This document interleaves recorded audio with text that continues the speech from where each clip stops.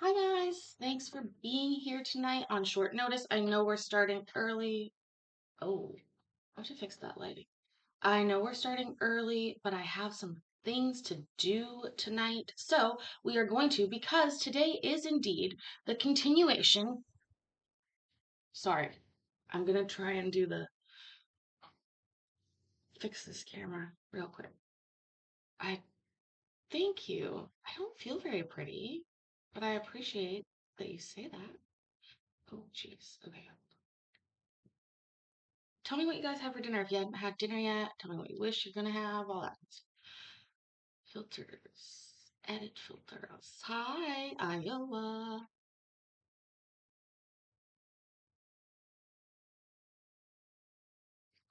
Sorry, that filter.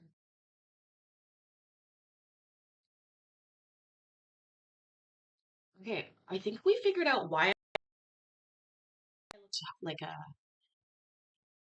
I guess a tone that I'm using on the screen, but I feel like it's been before.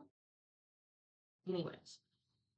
Like I said, I hope you guys are doing well. We are going to watch the divorce of Amber and Jerry as it continues. If this is your first time joining us, this is where the cool people are hanging out, Colin.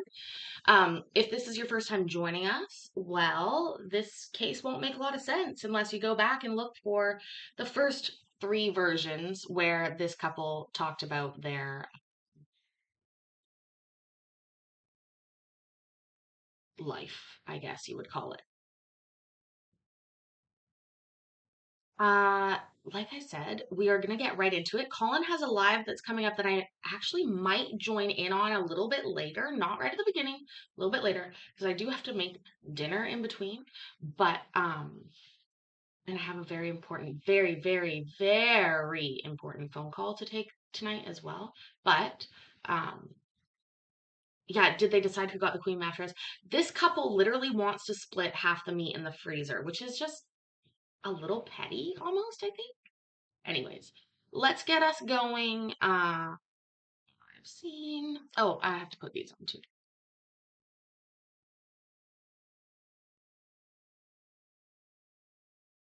Hi, Jim.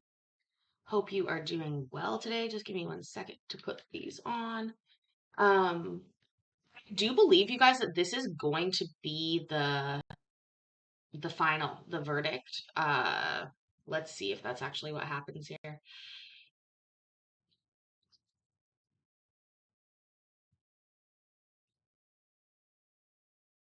Got it. We got it. Okay, here we go. Last thing, I put this on 1.25 speed because, like I said, I have a very important call later. Plus, Colin's got his show. We got lots going on today.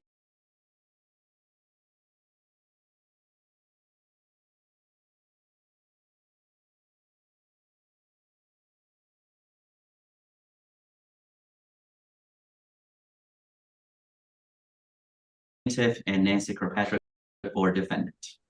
Good morning to everyone. When we concluded last week on November 7th that we completed all the proofs, we had not yet completed closing arguments, which we continued to today's date as well as the ruling.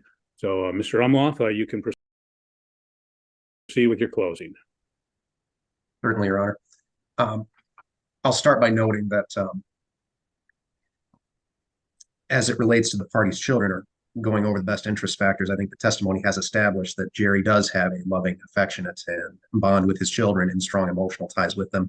Testimony established that they do come to him with their triumphs, their problems, and when they're in need of guidance. He's shown in his testimony that he has the capacity and disposition to provide his children with love, affection, guidance, and continue educating and raising them in their particular religion. He's also shown that he has the capacity and disposition to provide them with the necessities of life, be it food, clothing, medical care, and other types of remedial care permitted under the laws of the state of Michigan. The children lived up until April in a very stable and satisfactory environment in the marital home for a number of years, where my client continues to reside, and for reasons we'll get into later, I think should continue to reside there. They have a strong family unit there and a strong bond with his side of the family. He's proven himself to be morally fit and healthy. As it relates to the issue of school, Jerry's testimony provided, and I think the defendant's testimony also showed that the children really would be better off enrolling in their Battle Creek public schools because there's more options there for them, more extracurriculars, a larger selection of classes, more things that they can learn about rather than continuing in the homeschooling environment. I think it is in their best interest. The court, the court has already done an interview with the children, and I know the court will take their reasonable preference into consideration. The factor that really jumped out at me in this case was the willingness and ability of each parent to facilitate and encourage a close and continuing parent-child relationship between the children and the other parent. For a 9-week period of time, the defendant did not allow Jerry to see his children, even though he asked and tried. It took a court order for him to see them again. And what was interesting with regard to the testimony was the defendant indicated that she did not believe Wednesday was an appropriate day to be doing Jerry's midweek visit. And when I asked, is there another day of the week that would work? She simply said no, which shows me that she is not yet willing to facilitate a close bond between Jerry and the children. For all these reasons, what we are asking the court to do is order equal parenting time with alternating holidays, half of the school summer break, half of the school winter break, and alternating spring breaks. Recalculate child support in accordance with that schedule, and also with the testimony regarding both the health insurance payments made by my client and also any changes in income since the last temporary order was entered. And of course, we would ask to continue the joint legal custody and in fact make it joint physical as well. As it relates to issues of property, the party's marital home would require a buyout of approximately $95,000. The defendant claims that she can simply get the money from her mother, even though not only is she claiming that she needs spousal support and claiming that she needs my client to pay for her attorney fees, she also could not even do a second round of mediation simply because she couldn't afford it. She couldn't articulate a plan for how she was going to pay her mother back. Not clear, frankly, if this was going to be a gift or a loan, but either way, my client has sufficient income to buy her out and has taken these steps, not with his parents or with his friends, but with an appropriate financial institution to look into whether or not, or to start the process of buying her out of the marital home. It's clear he's better able to do so, and for that reason should stay in the marital home and be awarded that in this particular divorce. We further acknowledge that he would have to buy her out, and he is ready and willing to do so. As it relates to the vehicles, testimony established that the 2004 Chrysler Town and Country, 2006 GM Yukon, and the 1999 Ford Mustang Cobra should indeed go to him. In particular, the 1999 Ford Mustang Cobra is premarital. Should Your Honor be inclined to rule that part of that Ford Mustang Cobra is indeed not premarital, because they did make some payments on towards the loan on that vehicle during the marriage, I would ask Your Honor to consider that a minimal amount in accordance with Jerry's testimony. Further, my client requests both the boat with the trailer and motor and what was referred to as the John boat. With regard to the vehicles, of course, my client acknowledges that the 05 Honda Civic and the 2003 Pontiac Aztek should go to the defendant. The main checking account that the parties use has already been split up because the defendant, in essence, drained about half of the money from it early on in this divorce process. We would ask that that be taken into consideration when dividing up the parties' bank accounts. With regards to personal property, we have reached a settlement on everything except for the queen size bed. I don't recall any testimony from the plaintiff's or from the defendant's side regarding the queen size bed, where my client did testify that he does need that bed. He is at an age where finding comfortable furniture and beds is not as easy as it once was for him, and that and he needs that queen size bed to be able to sleep. As it relates to the parties' debts, I would note that the testimony showed that my client did pay off balances on both his and his wife's Fifth Third credit cards and the Cabela's credit card, and we would ask that that be taken into account.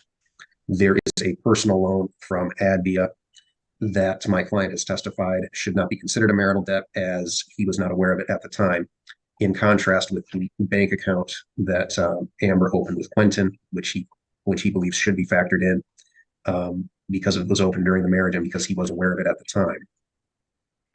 As it relates to the issues of spousal support, Both parties did work during the marital. There is no dispute that my client had the higher income. However, my belief, if Your Honor is inclined to award the marital home to my client, that the defendant will see a substantial windfall of $95,000 out of this divorce, which should be more than enough for her to start a new life with her children. More than enough for her to start a new life. And her own testimony establishes that she is voluntarily underemployed. She even continues to babysit for free for a friend that occasionally helps out with car repairs for her. And I think for that reason, the court can consider her voluntarily underemployed and take that into account when looking at whether to award any spousal support or not. My client has testified that he is also looking at substantial bills, and for that reason is unable to pay any spousal support. He is not cohabitating with anyone. There's no one sharing his bills. He's going to have to foot that all on his own. He currently works a job where he is making $100,000 a year. However, he just started that job, and this is the highest he's ever made. We would ask if the court is going to award spousal support, consider his previous incomes, which were substantially lower. But in essence, we are requesting that there be an award of no spousal support. As it relates to the issue of attorney fees, my client has not violated any court orders in this case. There is no testimony that he did. He, for the same reasons he is unable to pay spousal support, has shown that he is not able to pay for Amber's attorney fees as well. I would note that Amber currently acknowledges that she has approximately $13,000 in the bank that she has not touched throughout this process. And I would ask the court take note of that. And further, would note that the defendant has gone through, I believe the testimony was 4 separate attorneys over the past year. She is certainly capable of paying her own attorney fees. Thank you, Your Honor. Okay, thank you. Ms. Kirkpatrick, any closing?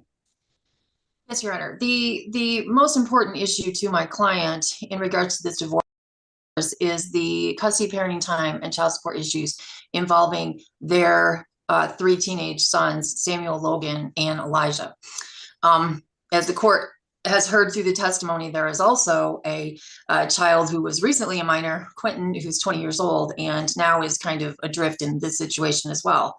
My client is asking the court to either continue the court's current order as far as the custody and parenting time, which basically is the standard Calhoun County parenting time as far as that's concerned, or consider lifting the joint legal custody aspect of this between her and Jerry, which was put into place as a temporary order. Some of the reasons that she's concerned about are that both her and Jerry seem to have a lot of problem communicating effectively with each other. They do not seem to agree on issues concerning the children. In 2018, when they both saw that the children were struggling in Battle Creek public schools, they did at that point in time agree to remove them and have them to be homeschooled. And as Jerry's testimony was last week at our hearing, he didn't have an issue with that up until the point where he filed for divorce and now has made a determination that it is not okay for the children to be homeschooled. My client is concerned that not having agreement on issues of medical, vaccination, doctors' visits for the children, how they should be educated, where they should be educated, are going to be a problem going forward for her in attempting to advocate for these children. The issue regarding my client's housing during this point in time, she has indicated that she has been temporarily living in the home of a friend in the basement with the children, that all the children have their own beds, but it is crowded and something that can't continue forever. She cannot go through forever not paying for herself as far as her housing and housing for her and the children. And so when dad indicates, look, I have the capacity to feed and clothe and properly care for these children, but provide medical insurance for these children.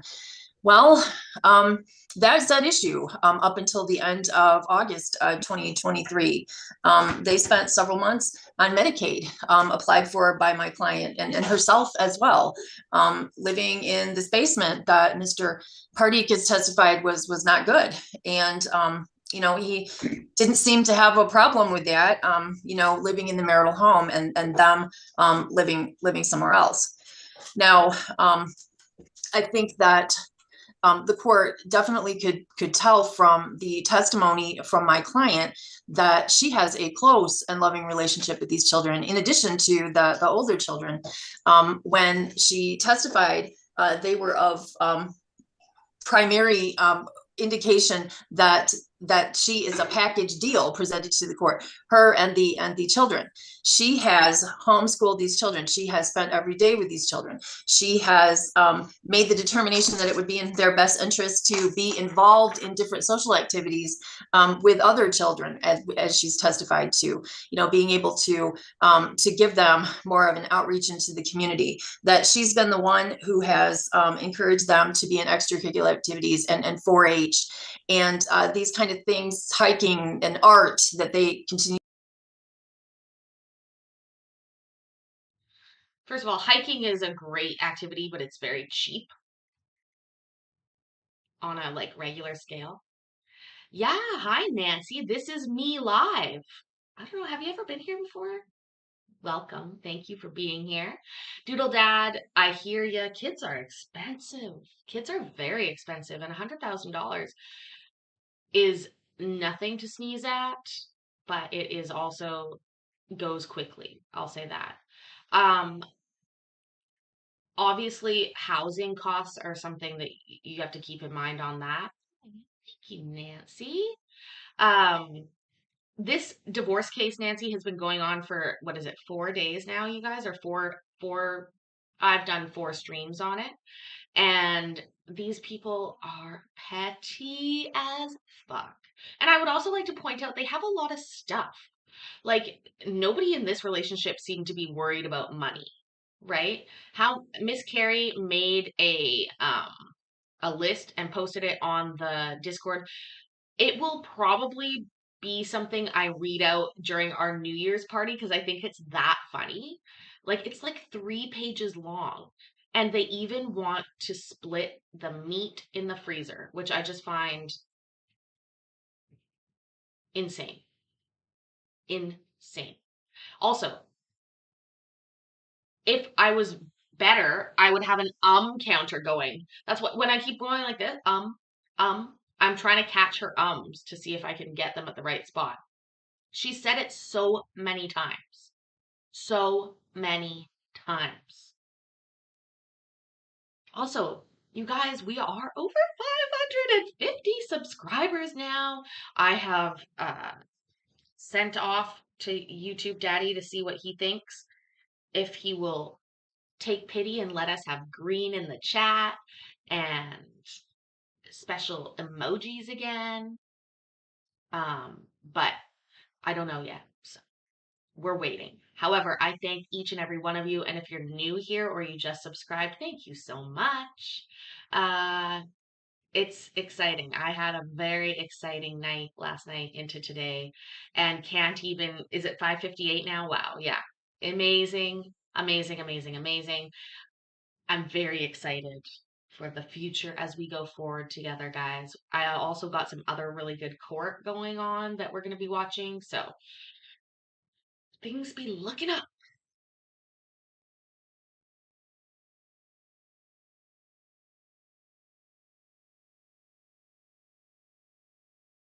To enjoy. This is all on Amber. This was not something that Jerry was involved in, and he was okay with that as long as they were living together.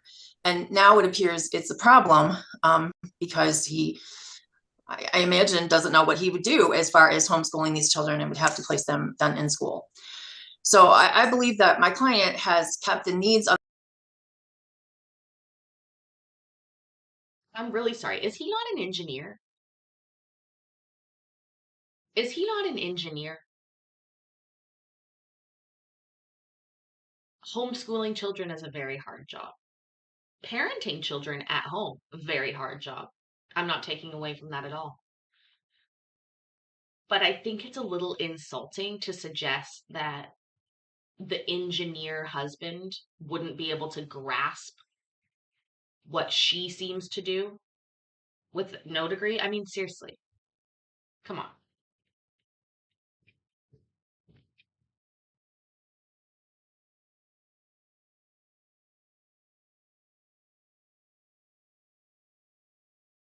Of these children as she sees it, paramount with her own at this point, and that she prevents close emotional ties between herself and the children. As far as raising the children in the religion, it doesn't appear that there is a dispute about that. They've all attended the same denomination. However, my client did testify that dad did not go with the family except minimally for 7 years prior to the divorce being filed. And she was the one that took the children on a regular basis to church. And again, that she was the one that handled the school. She was the one that took care of the children when they were sick. She was the one that handled the extracurricular activities. I think that my client has shown to the court that she does have the capacity and disposition to provide the children with food, clothing, and medical care. When there was no medical care, she applied for it and obtained it for the children. She has had minimal job experience over the past 20 years of the marriage. But she has found additional work at this time in order to supplement the child support that she's just recently been able to collect on behalf of the children. That the needs of the children are primary in her mind. She spends her money taking care of the children. She has looked for work that would enable her to take care of the children and have time in order to do the homeschooling and for their direct care. And that has been consistently during the marriage, according to her testimony. Now, the length of time the children have lived in a stable, satisfactory environment, desirability of continuing it.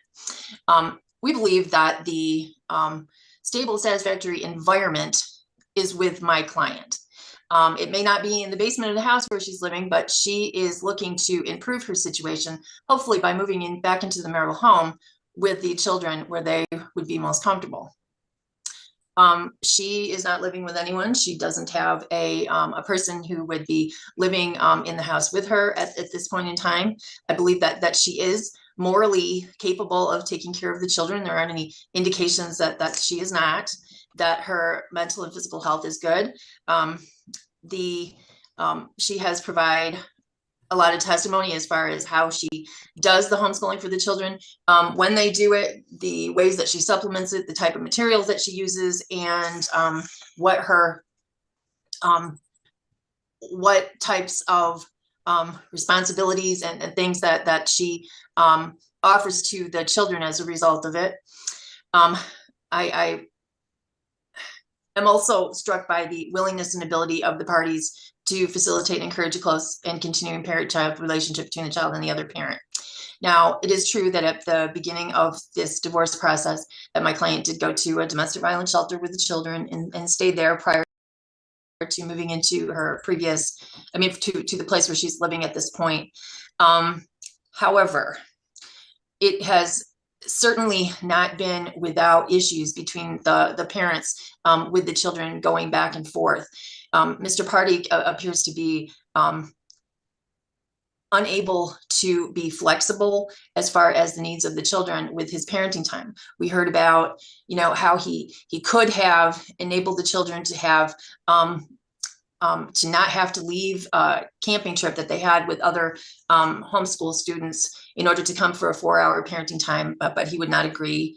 And all the trouble my client went to this year for the fair, with the boys being able to show and present their 4-H projects at the fair, with the father just not taking any consideration to the needs and the desires of the children in order to do that, rather looking at what he felt was best for himself, rather that time.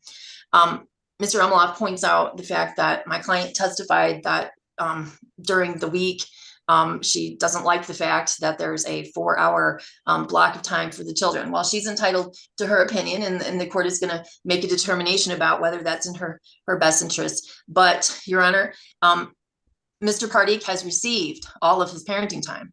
If my client didn't like it, she showed up at the meeting point and the children went during that time. She has never failed to honor the court's order as far as the parenting time that Mr. Pardik was able to receive.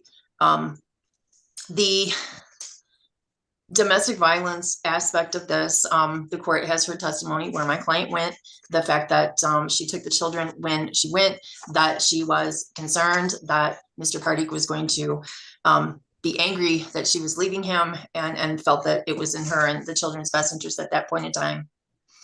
You know, Mr. Pardik has the opportunity to show these children that he loves them by doing things for them, like the 4-H situation. He knows that his 20-year-old son, Quentin, has no health insurance. He got a new job and put the health insurance on the children that were minors and not Quentin. Just no reason, just didn't do that. Didn't put it on my client either when that happened. He just does not fully consider the needs of these children like my client does. And therefore, I believe that she is the appropriate physical custodian of the children. Now, that being said, it is true that she does not have the work history or the education that Mr. Pardik does. We heard testimony about this. And in fact, when the child support was figured back in June of 2023, and most recently, an imputed amount was used for Ms. Pardik, which was 40 hours a week times $15 an hour times 52 weeks out of the year. So $31,200.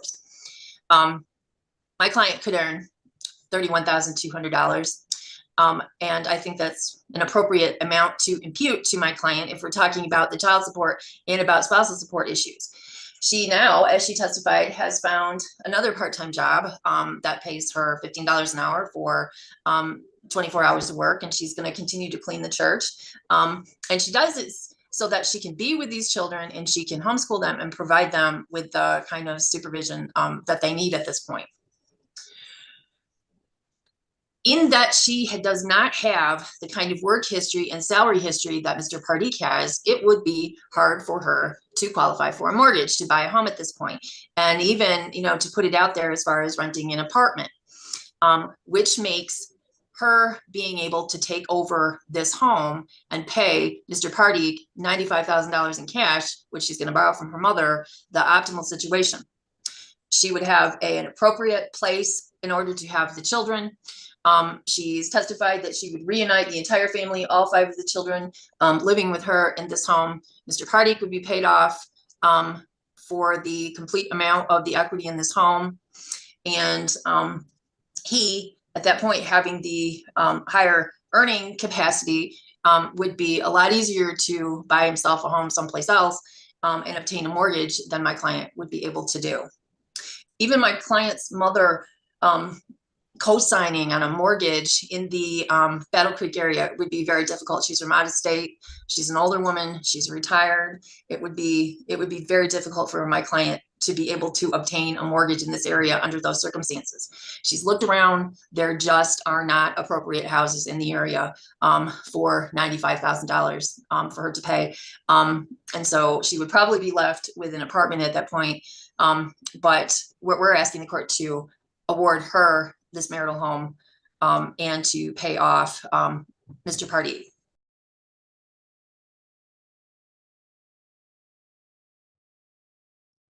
Just quickly before we go on, because we are trying to move through this fast tonight. Doesn't she also have $13,000 that she's not touched? So $95,000 plus $13,000. So she has $108,000 that she could put towards a home. Also, oh, that's right. I was gonna say hi to people. Mikey, you're here. Yeah, it's these people again. MB, what a great point. He's an adult. She's droning on and on about this guy not caring about the children. He did care about the children that are children's aged. Orlando Chiquita, Miss Donna, thank you so much. Is it 5:59 now? You guys, I'm so thankful. And then I saw that Bad Scooter, you came here. Thank you so much. Marielle, every day, Marielle. I'm gonna have to do it wrong. We'll just do both.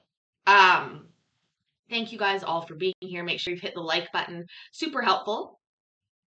Maybe I'm gonna get on YouTube Daddy's good side again. I don't know. I'm excited.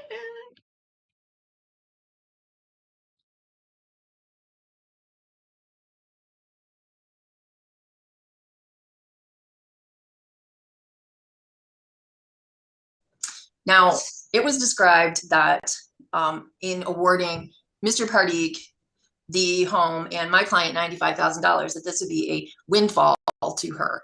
I don't believe that that would be a windfall to her. I believe it would be her share of the marital settlement. I think that that is part of the problem, in that is Mr. Pardeek believes that he owns all of this property because he is the person who provided most of the work in order to purchase these things. And instead of, you know, a partnership with my client where she would contribute in her way to the home by raising these children and homeschooling them and cleaning the house and cooking and doing all of these other things that she has done over the years to keep this house up and keep this family going. Therefore, she would have to take the 95,000, I guess, try to find an apartment with that amount, and would have to reduce it immediately in order to handle her day-to-day costs and bills that she had for the home. Mr. Pardeek didn't really tell us what his substantial bills are that would require that he doesn't have any money to pay anything to my client for spousal support or for her attorney fees. He talked about maintenance on the home, but these people haven't had a mortgage on that home in several years.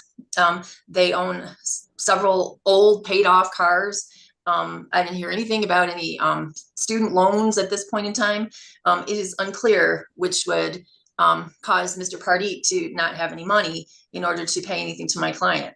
I think that what would be a fair division of that issue would be to grant my client $1,000 a month in spousal support for a period of 5 years, and that she be granted the sum of $2,500 for her attorney fees. I understand she's had 4 attorneys. That isn't all of her fault at this situation. I don't think she'd have to get into the reason for that, but I think that that would be appropriate. And Mr. Pardeek is asking for approximately $6,000 of bill that he had paid off earlier in this divorce case to be divided between my client and him. However, my client has, as she testified, $14,000 in credit cards that she has kept going during this divorce case, which she had at the time of their separation, in order to be able to support her and the kids until she was able to find work. The 2005 Civic, which has been valued at $758. Well, she's driving it and she does need it for herself and the children at this point, but she's going to have to get something else in order to, and that's going to reduce the sums that she is, she's going to be awarded from the situation. Now, the fact of the matter is that at least part of that Mustang was paid during the course of the marriage, and it should be considered for division between the parties. The fact that somebody owned something more than 20 years ago when they came into the marriage, it has been a long time. It has been commingled into the property going forward. And that is my client's concern, that anything of value in this home, Mr. Pardeek is asking to be awarded to him at this point. The account at ADV of $3,000, as my client testified, is a nothing to either party. That is as a result of her son, Bryce. It is not owed by her or Mr. Pardeek. The account for her son, Quentin, is also a nothing. It is his money that he received when he graduated from high school. And so that should not be divided at this point in time. And my client asked to be awarded the half of the savings account, which she has kept into an account in case she had to pay it back. And in that regard, Your Honor, I would ask that the court grant a judgment of divorce, having found that there was a breakdown of the marriage relationship by way of the testimony. Award my client her 50% share of the 401k account. The marital home, subject to $95,000 paid to Mr. Pardeek. A share of the 1999 Mustang, the 2005 Honda Civic. The rest of the property that we have already agreed on, the half of the $25,000 savings account, and to award Mr. Pardeek his debt and what he's already paid off, award my client her debt at this time, $2,500 in attorney fees for my client, and $1,000 a month spousal support for a period of 5 years, in addition to physical custody of the children, parenting time as the court determines, and sole physical and legal custody of the children to my client. Thank you. Mr. Almoloff, any additional argument?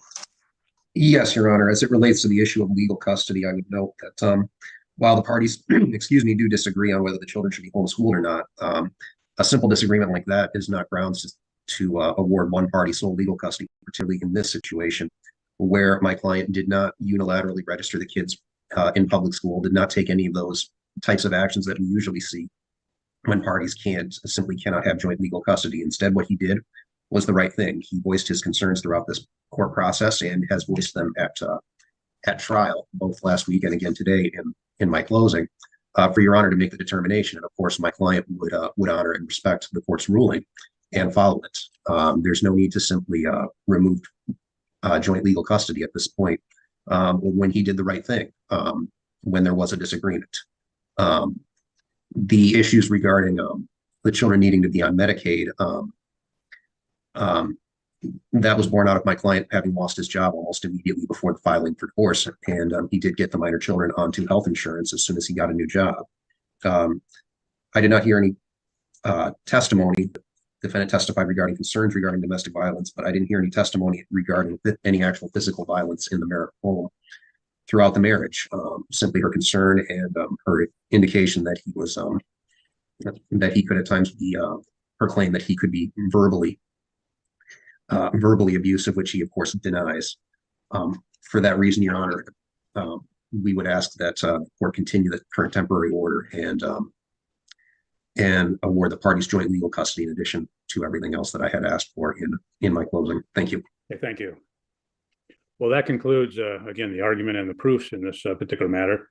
I do note, as typically happens in these cases, that the parties have a number of issues that have occurred during the marriage, and I'll state that the court cannot correct or solve all the problems or difficulties that the parties experienced during their marriage. I can only resolve the disputes that exist at this time.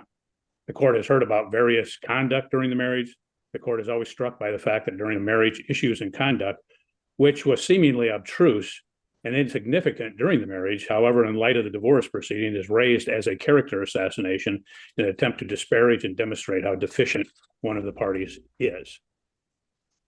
Credibility is always a consideration in every case. Oftentimes, a party will allege that the other party or one of the witnesses is not truthful or lying.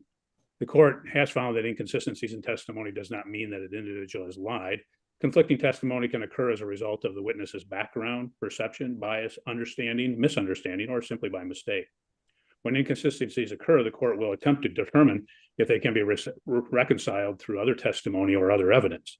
There was conflicting testimony in this case on some point, which is typical of what the court sees. The court will assess the credibility of the witnesses and evidence presented in this particular case.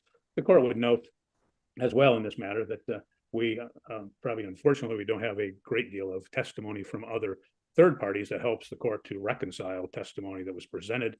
Court is presented by much self-serving testimony, and the court is taking that into consideration. Court will find, based upon the testimony presented, that the parties have established the statutory basis. The court has found that there has been a breakdown of the marital relationship. As a result, the court will grant the divorce in this particular matter. I want to address first the personal property. The parties place a settlement on the record did they ever place an agreed upon stipulation, or a stip, as they call it in the biz. Hi, Miss Melanie. You did beat Denali here. Bad Scooter, I don't think that they would make him cash out his 401k early. What generally happens, at least in Canada where I am, is that the paperwork is done by the pension, and you're entitled to a payout at the time when the pension would become active. So you basically are just deferring that payout until later. Now, that's not to say that you can't take a lump sum payout, but you're absolutely right. You're going to be paying penalties and taxes. In Canada, thing called RRSPs, Registered Retirement Savings Plans. And the whole point of the plans is that you avoid the highest taxation point in your life. So when you are making the most amount of money and you're being taxed the highest amount is when ideally you should be putting the most into your pension plan so that you can divert those taxes, because a certain amount can be claimed tax-free. When you are older and you're drawing on your pension, so it's become, I guess, a RIF, a retirement income fund. It's at that point you tend, in general, to be at a lower tax income, and so you're going to benefit from that in the tax sense, and that tends to be one of the biggest reasons why people sort of sign up for that. I know pension is a humble brag. Hey, I don't think YouTube gives a pension. Also, yeah, welcome. If you're just getting here, make sure you've clocked in for your shift. We are over 550 subscribers. Thank you all. Because I don't have a fucking pension.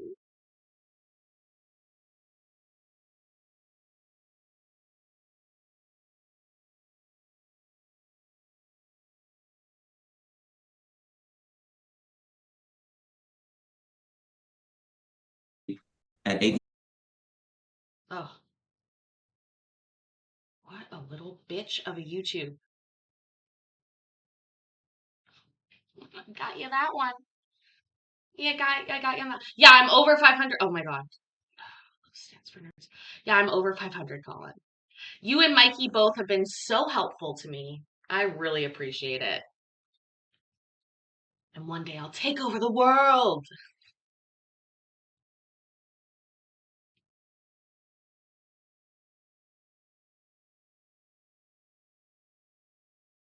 We'll assess the credibility of the witnesses and evidence presented in this particular case of divorce. Courts are bound by property settlements reached through negotiation and agreement of the parties, absent specific exceptions that don't exist here.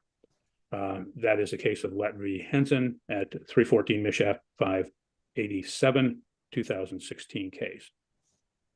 The court will note that there was some testimony by the defendant that she does have clothing and other personal items at the house.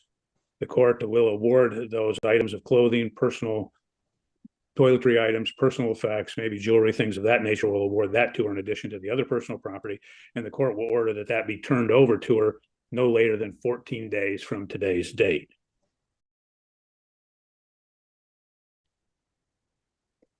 When the court is deciding division of property, the court must first determine what marital property is. Marital property includes any assets which are accumulated through the joint efforts of the parties during the marriage. It includes all increases in net worth and may have occurred between the parties beginning at the marriage and ending at the time of the separation or fund. The defendant has alleged that the plaintiff has another 401k account, and she said it may be with Rossler. She claims this because she saw a letter which looked like another 401k statement. She didn't open the letter. She has not provided any other evidence of any other 401k account. The plaintiff testified that the Rossler 401k was cashed out and used towards the marital estate. The court will find that based upon the evidence, there is no other retirement account other than the one that the parties have agreed to divide. If it should turn out that another account is subsequently discovered, the court can divide this asset and consider any fraudulent action by the other parties. I'll cite the Niederlander case at 205 Misshap 123 of 1994 case. There does remain, again, a dispute as to some of the property. In making a property division, the court must make a fair and equitable division of the marital assets pursuant to Michigan bylaw 552.19. The division may not be mathematically equal, but it must be equitable.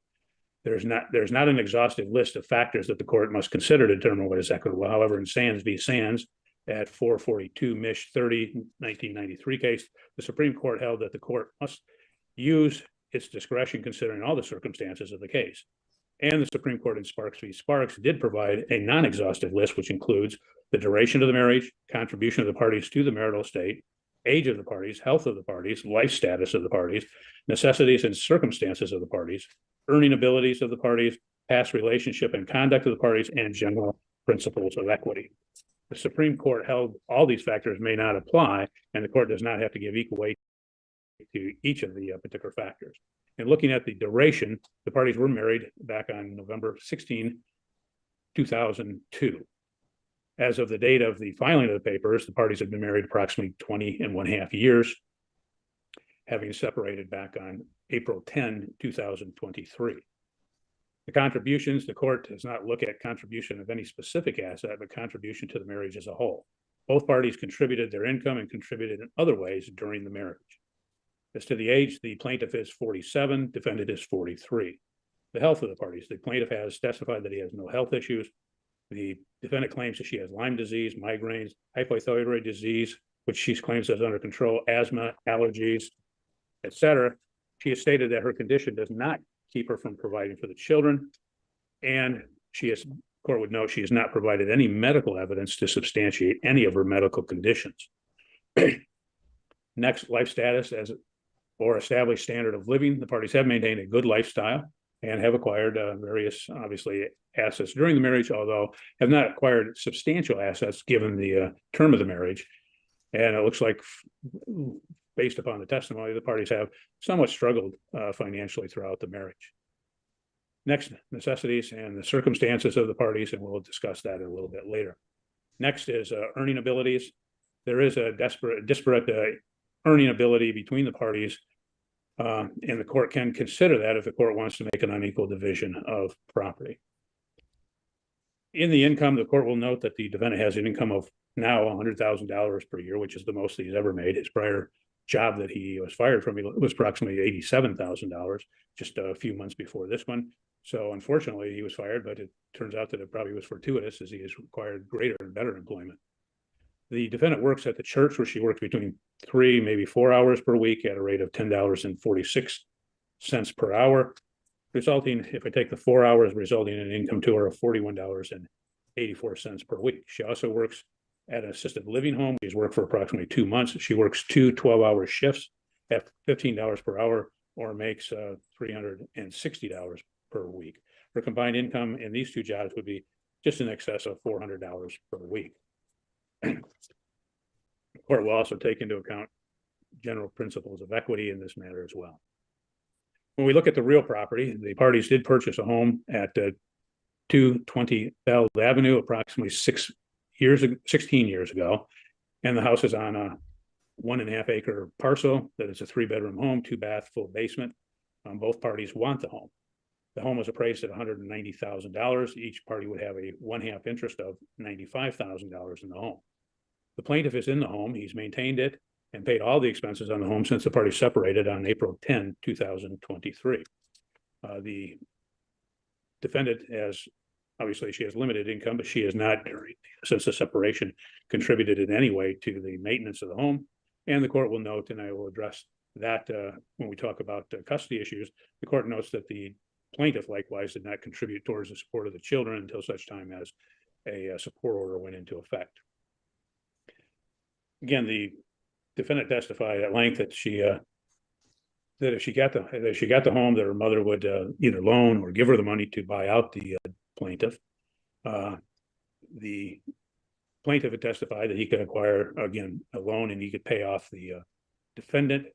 And again, in this particular matter, the court does note that based upon her income at the current time, that she would have difficulty maintaining the household with the expenses, although I would state the parties were very deficient in their testimony and that nobody presented any proofs as to what their expenses were. Either the plaintiff, as it relates to the house, he just stated that he had substantial expenses and that he therefore didn't have any sufficient amount of, I guess you'd say, disposable income. The defendant, which we'll address later as we address the issues of best interest factors, and as we address the spousal support issue, she rendered no testimony as to any of her expenses, bills, things of that particular nature. When the court looks at, again, all of these particular factors and awarding the property to the respective parties, the court does believe that it is appropriate and the court will award the house to the plaintiff in this matter and would order that he pay the defendant her equity of $95,000 within 120 days of today's date. Defendant testified that she can't buy a good home for $95,000, but she did testify that her mother would probably provide her with some assistance in buying a home. Maybe she can't buy one for that particular amount, but with the assistance of her mother, and if she were to acquire full-time employment, that would help and assist her in qualifying for a mortgage and doing that. The parties have a number of vehicles. The defendant has a Honda Civic in her possession, valued at $758. The defendant took this vehicle when she left because she said it was the most dependable of all the vehicles. The court will award that Honda Civic to her at the $758. It's also testified that there is a Pontiac Aztek at the home that is basically worth scrap value in this matter. The court will note that the defendant testified that this vehicle hasn't been driven in 6 to 7 years. And what happens, the court will award that vehicle to the defendant. She can take that and have it scrapped and get the monies from that vehicle. The plaintiff has in his possession a 2004 Chrysler Town and Country. Plaintiff claims that that is scrap value. Defendant testified that the plaintiff drove this vehicle. It was his vehicle. She testified that it had a radiator leak and obviously some issues as to its drivability. The court will award the Town and Country to the plaintiff at that particular scrap value. The parties also own a GMC Yukon worth $420, which plaintiff wants to keep because it has the hitch for the boats. The defendant testified that it has electrical problems and was last driven in April of 2023. The court will award this vehicle to the plaintiff with a value of $420. The parties also have a 1999 Ford Mustang, with both acknowledge the plaintiff had when the parties met. Again, the parties were married on November 16, 2002. The plaintiff testified that the vehicle was paid off in June of 2003, so there were approximately 7 payments of $500 made on the vehicle during the marriage. Defendant testified that the vehicle has been sitting in the garage for 15 years, and during the 20-year marriage, and after sitting for 16 years, the court does not believe that the vehicle has appreciated or has any significant marital value. The court will award the vehicle to the plaintiff as his premarital vehicle with 0 value, condition of the vehicle, or having sat for 15 years that it has any substantial value, considering the minimal amount of payments made effectively 20 years ago in this matter. Parties also had some boats. The plaintiff owned a John boat and trailer, which both parties testified he owned prior to the marriage. The John boat and trailer will be awarded to the plaintiff as his premarital property. Plaintiff's father also gifted the party a rowboat and a ski boat and trailer approximately 5 years ago. Defendant testified that the boat were gifted. She said they were gifted to us. There's no testimony or evidence that the boats were gifted to both parties, as the boat and trailers were gifted from the plaintiff's father. As held in Brookhouse v. Brookhouse at 286 Mich 151, 1938 case. Gifts are to be treated as the donee's spouse's separate property. The court believes that the boats and the trailers were gifted by plaintiff's father to the plaintiff, and as a result, the court will grant to him those vehicles or those boats at no value. The only other item of property is that both parties want the marital queen bed that has a value of $50. The plaintiff has used that obviously since the separation, and presumably as the defendant has testified, she's staying in another bedroom at the house she's in on the second level. She has a bed in that house, but she would have to acquire at $50. It is a de minimis value. The court will award that bed to the plaintiff in this particular matter. The parties maintained a joint account at Fifth Third, which had approximately $26,000 in it. The defendant removed $13,095 when she left, and she still has this money.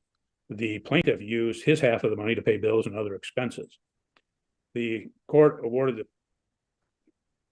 the parties one half of this account, with each retaining the one half that they had previously took or used in this particular matter. The parties also had a Fifth Third savings account of $590. This account was closed by the plaintiff. Each of the parties is awarded one half of this amount, or $295, which the plaintiff shall pay the one half of $295 to the defendant within 90 days of today's date. Parties also had another joint account with Fifth Third with the amount of $817, and each of the parties awarded one half of this account, or $408.50. Plaintiff shall pay the $408.50 to the defendant within 90 days of today's date. Defendant is joint on an account with her son Quentin with approximately $10,591. Defendant testified that this account was set up with Quentin's graduation money, of which $10,000 came from plaintiff's parents. The plaintiff acknowledged that this account was Quentin's, but then testified he wanted one half to protect the interest of Quentin. His claims are inconsistent with the testimony and the facts in the case. The court will hold that this account is Quentin's account, and the parties have no interest in these funds. Next, I want to address the debts of the party. The parties have the following debts. They had a Fifth Third credit card, which was in the defendant's name in the amount of $432. And there was another Fifth Third credit card in plaintiff's name. It had a balance of $5,212. Cabela's account with a balance of $516. The plaintiff paid off all of these after the filing in this matter. Due to the substantial earnings and his ability to pay, and considering the equities of the case, and the fact that, again, the defendant would be called upon to dissipate her assets to pay the one half of this debt, one half being $3,080. What the court will do is the court will simply at this point will not require that the defendant pay half of these debts totaling the $3,080. And I'm taking into consideration issues of spousal support, which I will address in a moment. Defendant took out a loan at Advia Credit Union in the amount of $3,000 after filing. Defendant testified that this was a loan taken by her son Bryce, which she co-signed on. She testified she believed it would paid off or would be paid off, and the court will find that this is not a marital debt, but was a debt owed by Bryce and or the defendant in the event that he doesn't pay that because of, again, co-signing on that debt. The defendant has alleged that the plaintiff maintained cash in the safe. The plaintiff acknowledged that there was a time when there was approximately $15,000, but that was many years ago, and $10,000 was used to purchase the Yukon vehicle. The balance was used during the term of the marriage. The defendant has not submitted any evidence to substantiate any cash, so the court will disregard this self-serving testimony. She only gave generalized testimony that there was or had been some cash in the safe. The court will find that there was no cash in the safe to be divided. Next, I want to address spousal support. Spousal support is awarded pursuant to Michigan Compiled Laws 552.23, which states, upon entry of a judgment of divorce or separate maintenance, if the estate and effects awarded to either party are insufficient for the suitable support and maintenance of either the party and any children of the marriage who have committed to the care and custody of either party, court may also award to either party the part of the real or personal estate or either party, and spousal support There is a test about the ruling after the show, Mikey. That's why I'm writing, because I am writing the test. I'm on the West Coast, Carol, but thank you for being here. I'm writing about you. That's right, Courtney. I'm writing. Actually, I wrote Jerry gets the house. But honestly, Miss K would normally be here, and I think she would take these notes. But I've taken that on since she is, out there earning a living, being an honest woman. Um, Actually, it's unusual for me not to take notes while watching court, even when I was watching court just personally, not even for YouTube. My brain takes notes. And so I have papers all over the house with little notes about different cases that I don't have now or whatever. Anyways, um, in the fan fiction, can I be hot? Oh God. Okay. If somebody ever writes a fanfic, I might die.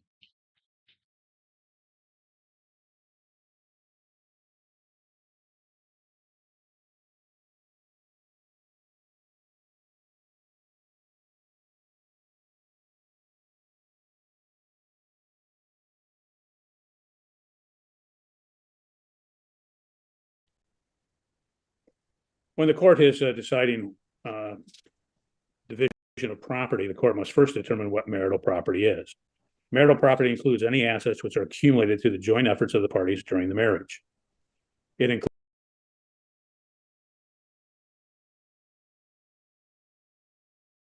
We just did this. Somebody dip back and see where we were, please. I swear to God, we literally just did this. I gotta write down the timestamps on this because that's repeating. He was talking about he'd already awarded the house. Also, Crystal, thank you for being here. I don't think that he's actually getting that bad of a deal. He's got the house. Was it 1 hour? Thank you so much, Courtney. So much appreciate you. Um, yeah. Fuck.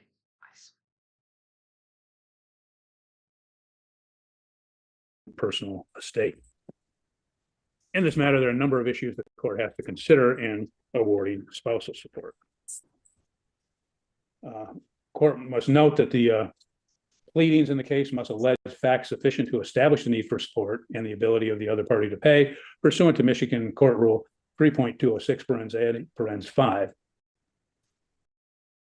The court will address in this matter various factors pursuant to the Louts case at 298 Mishap 21 at 2012 case.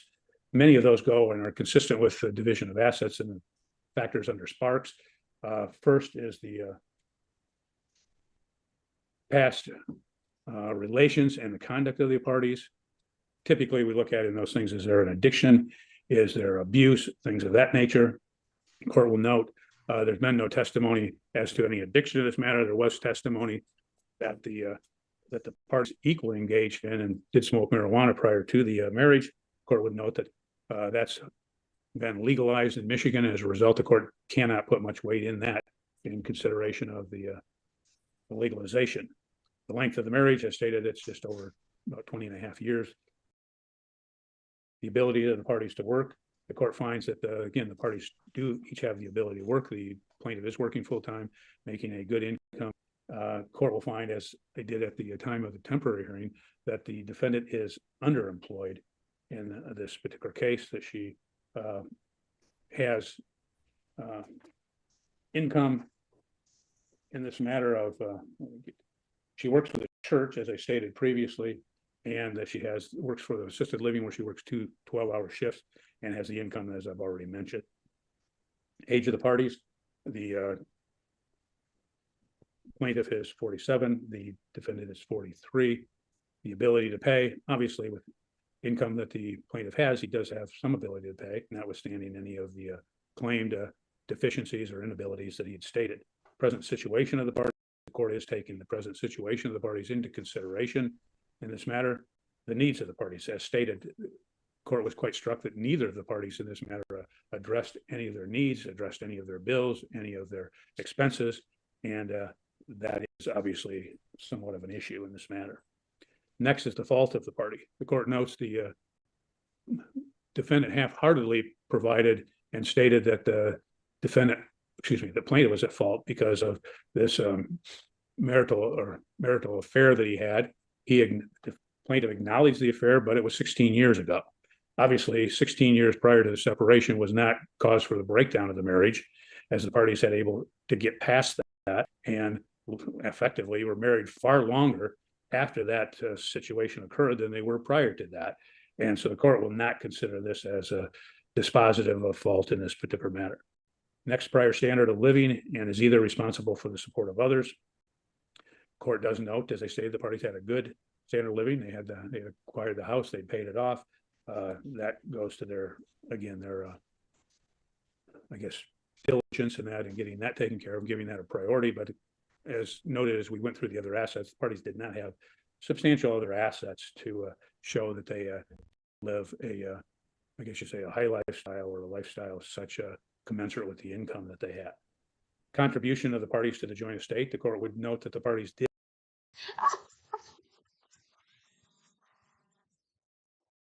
Cellulite yoga pants. He parked his Mustang around the time of the affair, coincidentally. Oh my God.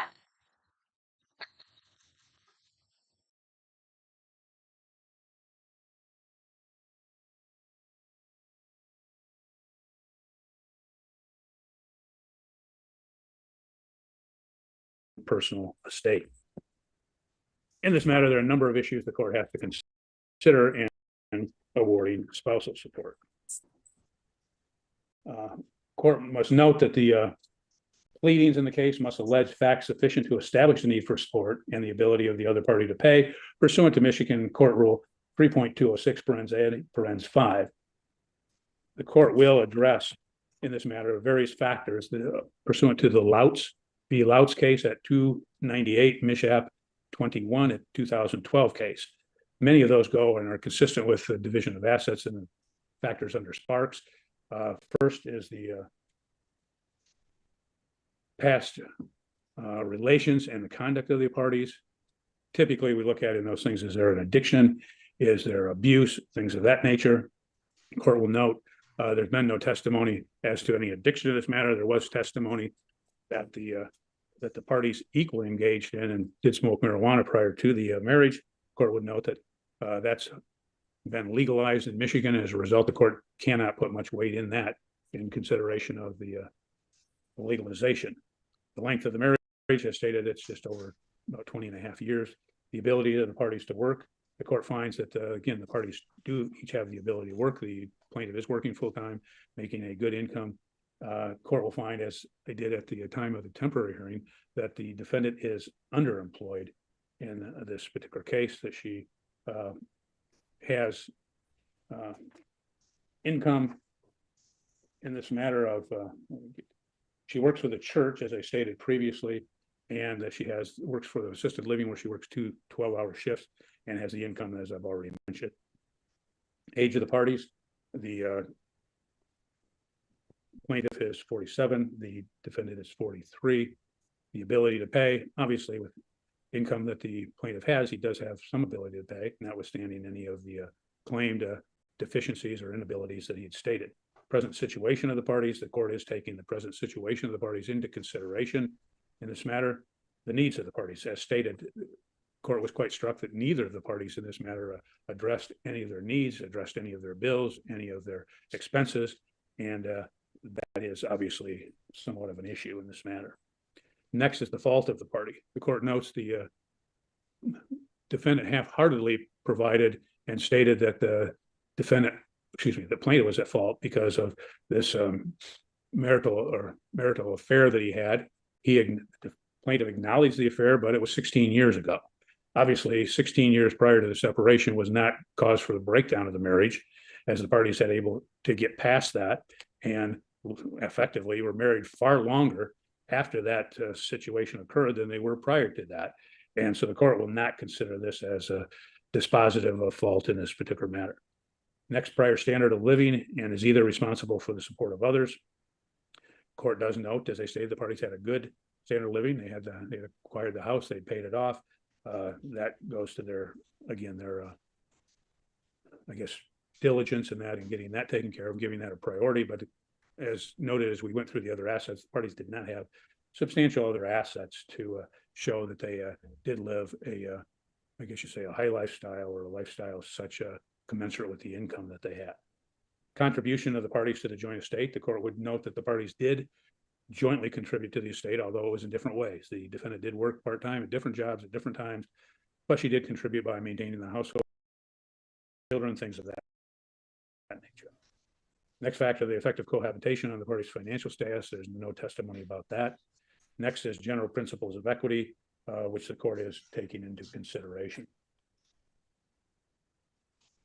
When the court does consider this, the court does believe that there is a basis and appropriate to the court to award rehabilitative temporary spousal support to the defendant. Again, the court notes that she is underemployed, and even in there that she babysits for free on a regular basis. Now, she said she trades that off against car repairs, and that's good, but still, that is something that she does show she's underemployed. Court can utilize rehabilitative alimony to encourage a spouse to seek full-time employment. That's the Wiley v. Wiley case, a 214 Mishap 614 in 1995 case, and to allow the spouse to adjust to a lifestyle not based upon the combined of the party, and that's the Vautitidis case at 195 Mishap 338, a 1992 case. So the court does believe that rehabilitative spousal support is appropriate in this matter to allow her to, again, develop her self-sufficiency in this matter. The court will therefore, based upon all of the evidence and testimony, will award to defendant temporary rehabilitative spousal support in gross, which is non-modifiable, in the amount of $500 per month for a period of 3 years, which will commence the first day of the month following entry of the judgment of divorce and continuing for that 36 months in total.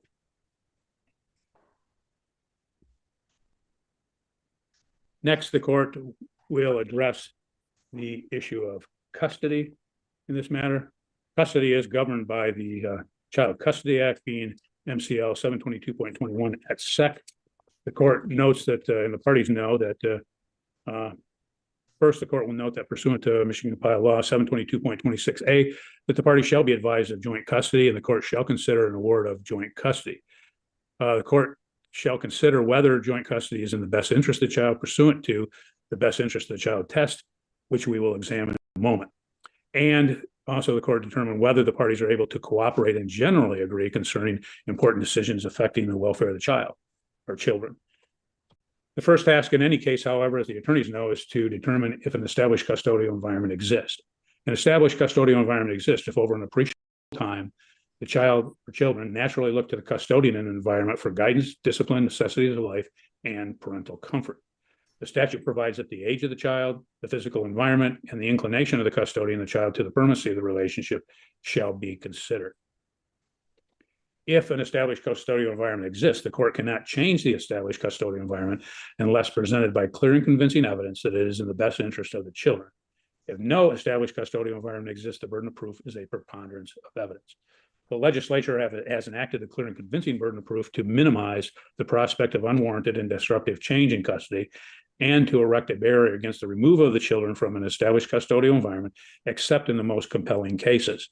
Now cite Baker v. Baker at 411 Mich. 567, a 1981 case.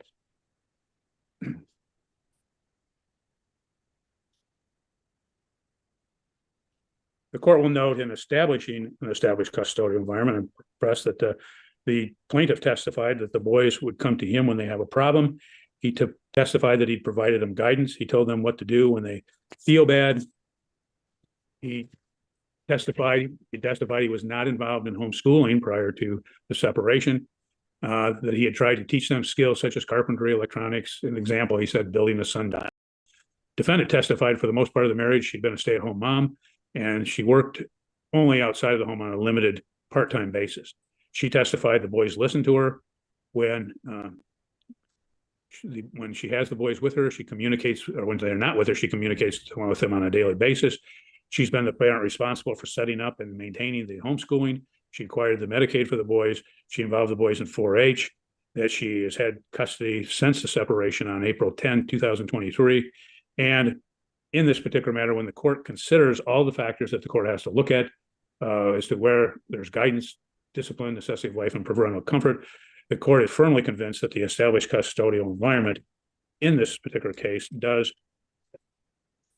reside in, if you would, with the defendant mother. So the court will, in fact, so hold that the custodial environment exists with her. As a result, the plaintiff would be required to show by clear and convincing evidence that it's in the best interest of the children to, in fact, change the custody, and the defendant only needs to show by preponderance of evidence that it's in the best interest that she maintain custody. Court looks at the best interest of the child test as provided for under MCL 722.23, and we'll go through those factors at this time. The first is the love, affection, and other emotional ties existing between the parties involved. And in this matter, it does appear, in looking at that particular factor, that the boys do, the plaintiff had testified that he had a close bond with the boys. He testified about engaging activities with them. He tells them they're loved and he reassures them. He lets them know he loves them. He gives and gets hugs from the boys. And his sister, Paula Saunders, had testified that plaintiff was a great dad and there was a strong loving bond, and he shows them affection. The defendant testified about her relationship with the boys. Again, likewise, having a loving, affectionate relationship with, again, emotional ties in this particular matter. When the court looks at this particular factor, the court does believe that both of the parties have a loving, affectionate relationship with the boys, and the court will consider this factor to be equal between the parties. Next factor is the capacity and disposition of the parties involved to give the child, or in this case, children, love, affection, guidance, and continuation of the education and raising them in a particular religion or creed. There's two things: the capacity and disposition. As stated, the parties both have the capacity as they've done it. They somewhat have the disposition, and they provided that. However, the court does note this factor also does look at the continuation of the education and raising them in a particular religion. The defendant was the one that has, again, provided the homeschooling for the boys, and she's the one that's continued the education. The plaintiff testified that he is not involved in homeschooling now, but he was before, and before the separation, he did help. Court notes that the defendant testified she set up the homeschooling, that she was the one that did it on a day-to-day basis, and the plaintiff testified he didn't want to continue homeschooling, whereas the defendant wanted to. Court will note that the testimony was from both parties that the plaintiff bragged that when the children were in the homeschooling with the defendant, that they were doing better than they did in the public schools.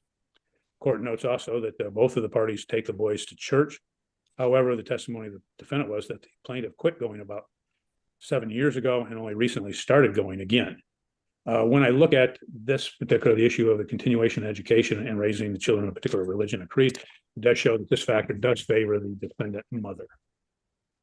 Next factor is the capacity and disposition of the parties involved to provide the children with food, clothing, medical care, and other remedial care recognized under the law in place of medical care. Both of the parties acknowledged that the plaintiff was the primary breadwinner. The defendant had limited income, but since the separation, she has provided for the boys. Court will note she didn't get any financial assistance from the plaintiff until late June or July, when the support order kicked in and went into effect. The plaintiff testified that he didn't give defendant any money because she never asked for money. He had to know that she didn't have much money to provide for the boys, and yet at no point did he ever offer any financial assistance. The defendant testified that she was solely responsible for, again, the medical, dental appointments for the boys, and the plaintiff confirmed this as well during the separation, or prior to the separation of the parties. Court does believe that this factor does favor defendant mother. Next factor is the length of time the children have lived in a stable, satisfactory environment, and the desirability of maintaining continuity. In plaintiff's home, obviously that's the marital home. There is stability and consistency. The defendant is residing with friends, which is less than ideal circumstances, but she has expressed a desire to move and testimony that her friends would prefer that she move as well. When a court considers this factor, the court finds that this factor does favor the plaintiff father. Next factor is the permanency of the family unit of the existing or proposed custodial home or homes. Both parties testified that there are no significant other and there are no plans for such. And there's been no testimony as to either of them having a significant other. The court will find that this factor does weigh equally as to both of the parties. Next factor is the moral fitness of the parties involved. Again, as stated, she testified that the plaintiff had an extramarital affair, which he acknowledged 16 years ago. And as the court previously stated, this did not result in a breakdown of the marriage. She testified that the plaintiff had previously would drink and use marijuana, testified that she would use marijuana as well. The court will find that this factor does weigh equally as to both parties. Next factor is the mental and physical health of the parties. There's no testimony by either party as to the other having any mental health issues. The defendant did testify about numerous health issues that she had, which I had previously addressed, but she testified they were under control. They did not interfere with her care of the boys. And there was no testimony about the plaintiff having any physical health concerns. The court will find that this factor is equal as to both parties. Next factor is the homeschooling community record. There's a lot of testimony about homeschooling, 4-H, which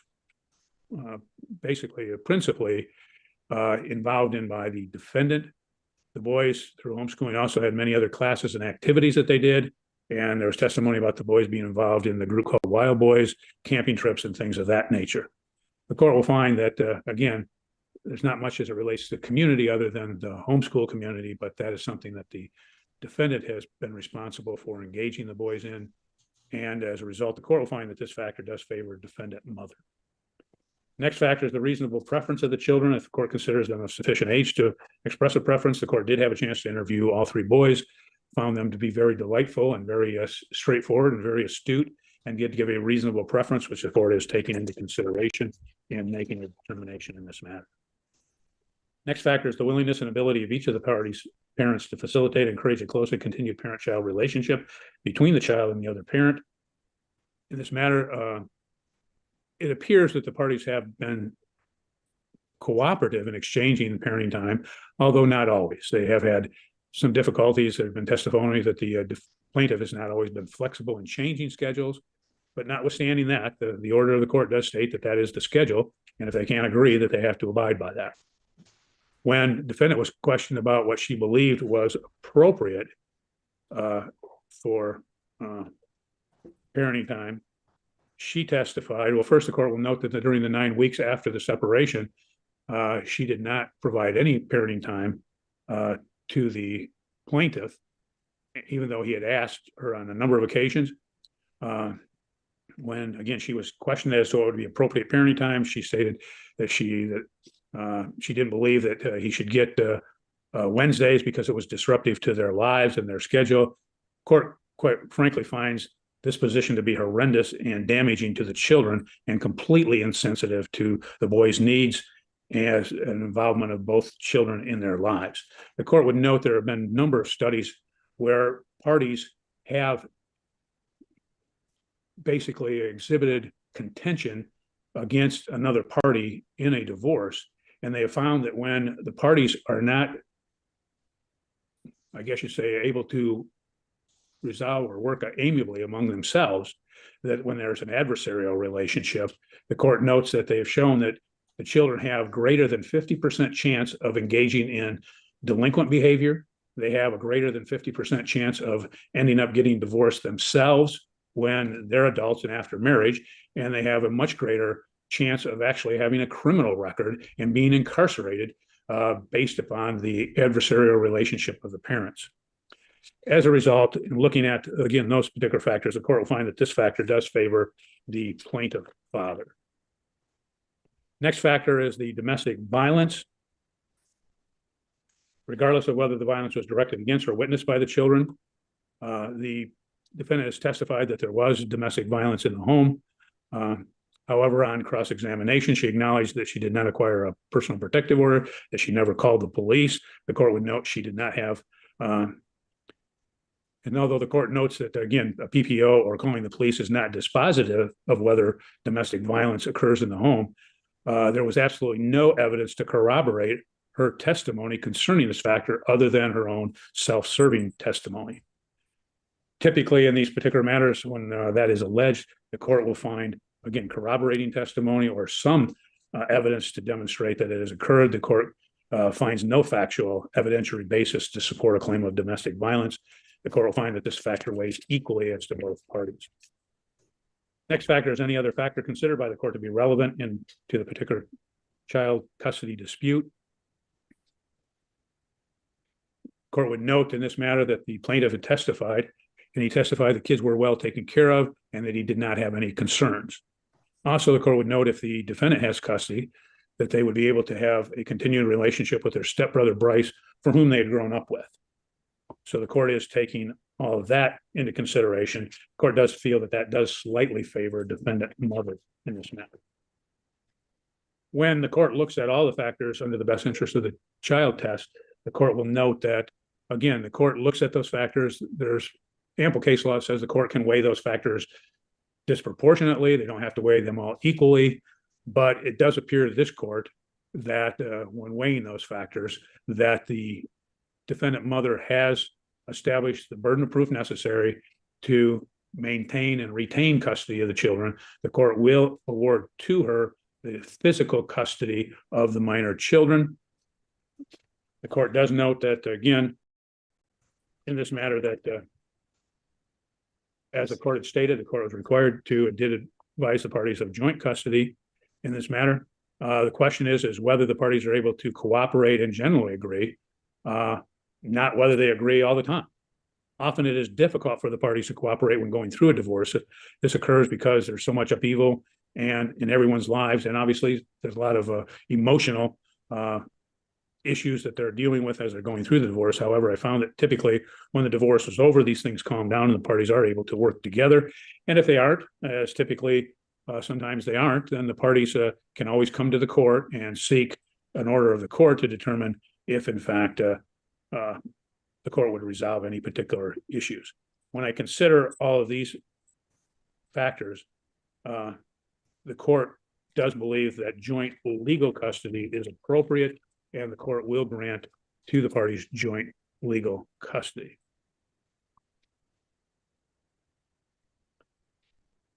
Next, the court has to look at and consider issue of parenting time pursuant to Michigan Compiled Law 722.27A, and look at those particular factors. The factors under the statute is whether the first, any special circumstances or needs of the child or children. There are no special circumstances or needs. Second factor is whether the child is less than 1 year of age. That's not applicable. Next, likelihood of abuse or neglect of a child during parenting time. There's been no testimony about that.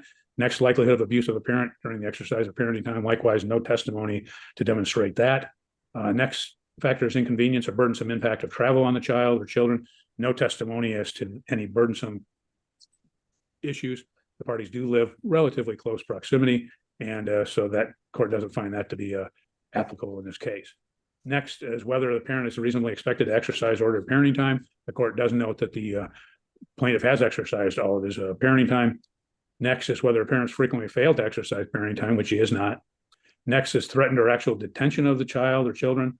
There's been no testimony about that in this matter. And next, any other relevant factors. When I consider other relevant factors, the court does consider relevant factor being that children are homeschooled. And as a result, being homeschooled, they have less of a rigid school schedule that would necessitate, again, typical, what I call standard particular parenting time. What the court is going to do in this particular matter, the court does believe that based upon the testimony that the plaintiff does have a good relationship with boys, and that that's not hindered in any way by their school schedules. What the court is going to do is going to continue the alternating weekends, but the court is going to expand those to Thursday at 6 o'clock p.m. through Sunday at 6 o'clock p.m. Court will move the midweek to Tuesday from 4 to 8 as a result, because he had Thursday, so I don't want Wednesday, Thursday, et cetera, as well as alternating holidays and alternating weeks in the summer. In this particular matter, the court next has to address the issue of child support. The plaintiff does make income of $100,000 a year. As stated previously, the court finds that the defendant is underemployed. And I've delineated her income at the current time, but court notes that at the time of the temporary order, the court did impute the full-time minimum wage or income of $15 an hour. Again, the labor climate in Battle Creek area is again consistent with parties having full employment. There, you go down the street and you'd say 9 out of 10 businesses have help wanted signs in the window or out in front of the business. We see signs all over us that are hiring. So the court does find that she would be able to acquire full-time employment. The court does believe that at the current time that could be at the $15 per hour. So the court will impute the full-time to her of $600 per hour and the income of $100,000 per year to the plaintiff in this matter for purposes of calculating support, which will recalculate it because he now has the additional one overnight every other weekend. Court will note in this particular matter that again the defendant testified that she had some health issues, and the court's not minimizing those for purposes of her full-time employment, but the court notes that she does work 2 12-hour shifts at the assisted living, and particularly the court did ask her at that point whether she was able to handle that and whether she was able to, if it presented any issues concerning any physical problems for her to work those 12-hour shifts. She stated it did not. She also testified that it did not have any impact upon her care of the boys. So the court will find if she can work those 12-hour shifts, clearly she's able to work 8-hour shifts as well without having any particular difficulties or problems in this matter. I think as I look back now that this does appear that this is, I'm sorry, I had one other issue here the court has to address that was addressed was the issue of attorney fees. Michigan follows the American rule, which provides that attorney fees are not recoverable unless expressly allowed by statute, court rule, common law exception, or conduct. As stated in Hanaway versus Hanaway at 208, Mishap 278 in 1995 case, where the parties were forced to incur attorney fees as a result of the unreasonable conduct of the other party. That is not applicable in a situation in this particular case. Under Michigan Court Rule 3.206(d), attorney fees or expenses incurred as a result, again, for the other party failing to comply with the prior orders of the court or failing to engage in discovery, that attorney fees would be appropriate in this matter. Again, the court doesn't find that this case falls within the court rule, as there's nothing, the plaintiff did not fail to comply with the prior orders of the court, and he did not engage in any discovery practices in violation of the court rules in this particular matters. There is a case, a Hanaway case, as previously stated and cited, that states that an award of attorney fees is not appropriate where parties were awarded comparable property and have comparable income. Court does note that the defendant does not have comparable income. The court has to look at, again, the reasonableness of the hourly charges, look at the reasonable number of hours expended, the difficulty of the issues, the amounts established after consideration of these two factors. The court has to look at, would representation preclude other employment by the attorney, the amounts involved and the results obtained. Next factor, time limitations caused by the client of the case, the difficulty of the case, the length of the relationship with the client, experience, reputation, and ability of the attorney, fixed or contingent fee. And the court has to look at all of those particular factors. The court, the court does note that in this matter, also that the court notes that the defendant has asked for the sum of $2,500 in attorney fees. The court does note that she does have in her possession still, as she stated, she still has the $12,000 plus that she removed from that account, that in fact, she has not used those funds, that she had testified as well, that she, again, that court will note that she has not testified as to any of those particular factors that the court had just went through, that the court has to consider for purposes of award of attorney fees. And the court does believe that with the funds that she has, the court also notes that the court had forgiven her of the responsibility of contributing towards the debts that the plaintiff paid after the filing, her portion of which would be $3,000. So considering the equities in this case, the court is going to, in fact, not award any attorney fees in order that the parties would pay their own respective attorney fees in this case. With that, I think that resolves all the issues between the parties. I'll ask Mr. Umlauf, is there anything that you believe that the court has not addressed or needs to address before we conclude? No, Your Honor, thank you. Okay. Ms. Kirkpatrick, is there anything you believe that the court has failed to address or needs to address before we conclude? I assume that you are not ordering that the children be placed in public school currently. Correct. I'm glad you mentioned that because I meant to say that and I simply had not written it down at this point. Again, based upon, again, the testimony showing that the kids had done a better job in homeschooling than in public schools. The court does not find a basis at this time or a reason for changing that. So the court would order that they continue in the homeschooling at the current time, unless in the future it became necessary and there was sufficient proofs to warrant placing them in public school. Anything else, Ms. Kirkpatrick? No, that was my only question, Your Honor. Thank you. I'll direct Mr. Umlauf that you would prepare the appropriate judgment of divorce and the UCSO and other paperwork as necessary.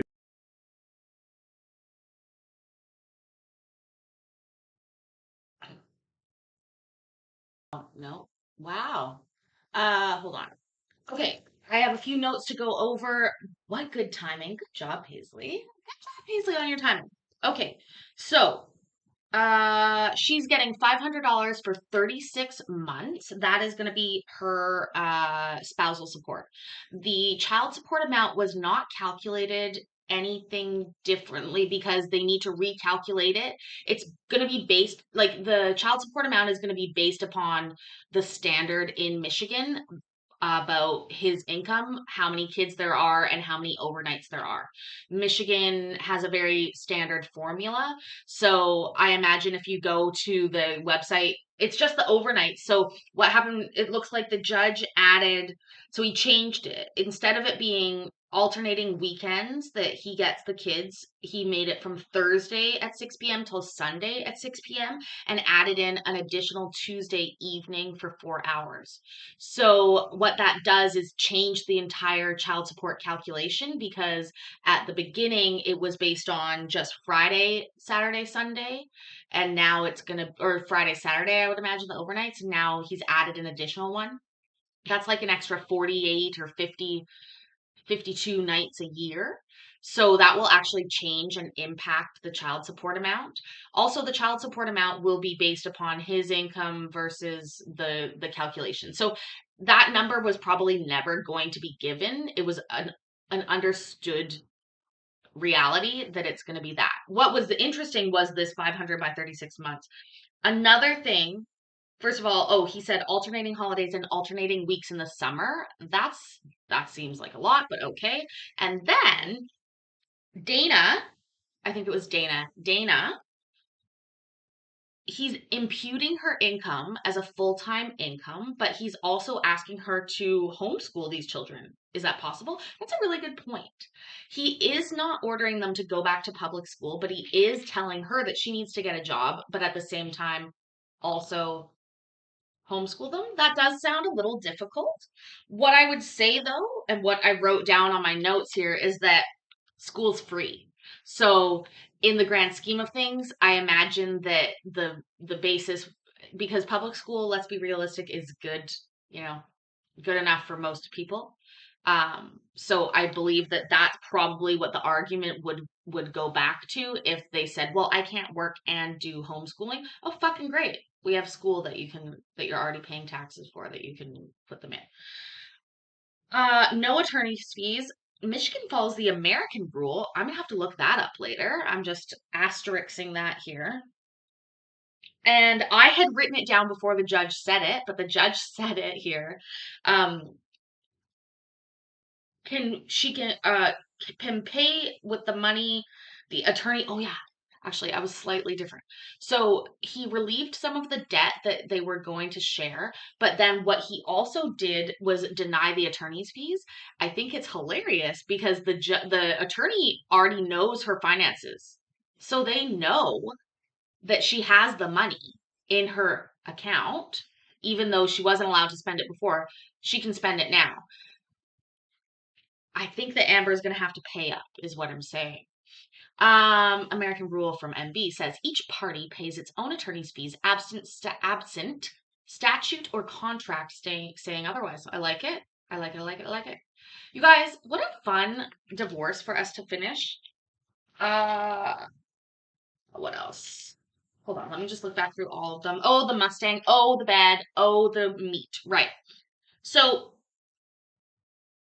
Jerry got the house, Jerry got the bed, Jerry has to pay her $95K, half of his 401K, and if we're wondering about the meat in the freezer, guys, that was already decided on. That list at the beginning was they both decided on splitting the meat in the freezer. So that's what that is. Also, he relieved that $3,080 of debt that she would have owed, which is basically equal to what she was asking for attorney's fees, which let me tell you sounds cheap. Anyways, you guys, what a wonderful evening. Heather, I saw you here. I'm sorry. I've been really trying hard I have a very, very important phone call to do shortly, and then I have to make dinner, and then I might be invited on Colin's Live later. I don't know. You guys, please make sure that you check out Colin, check out all of my friends. They're linked on my channel. Thank you again for helping me get to this milestone of 500 and then pass it and get to 550. We're on our way to 1,000 and more. The Mustang was determined to be of nominal value awarded to the husband, but not of any value. So it's not as if he has to like pay her in exchange or lieu. He just gets the Mustang. Mostly because it was a premarital asset with only, I believe he said 7 payments being made during the marriage. Yes, thank you guys. It is over, Mayor. We have and when monetize Lisa. Lisa, I wish I knew. Honestly, you guys will know as soon as I do for the most part. I'll be setting up the membership as soon as I'm allowed. I've applied, but I have not heard yet. So, anyways, guys, I so appreciate that you've been here. Please make sure that you are already subscribed to the channel. We're moving on up. I'll win the phone call. I hope so. Anyways, you guys, I love you. Please remember that. I love you. I'm proud of you, and I will see you tomorrow. Bye.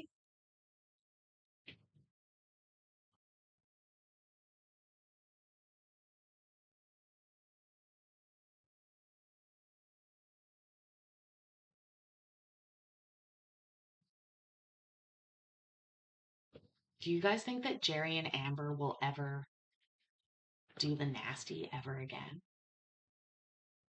I can't even picture them doing it now.